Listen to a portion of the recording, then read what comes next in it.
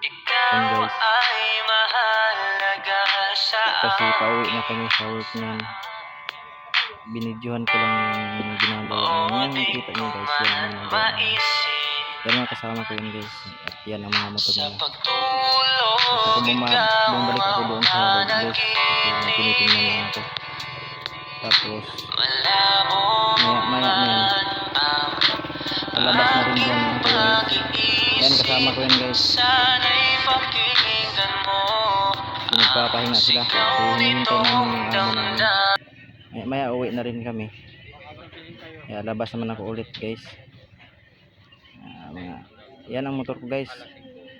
Pangit kasi hindi ko pa nabilihan ng mga pesa. Marami pang kulang kasi yung sahod guys kasi bibili pala tayo ng bigas, ulam, saka anong kailangan natin sa bahay.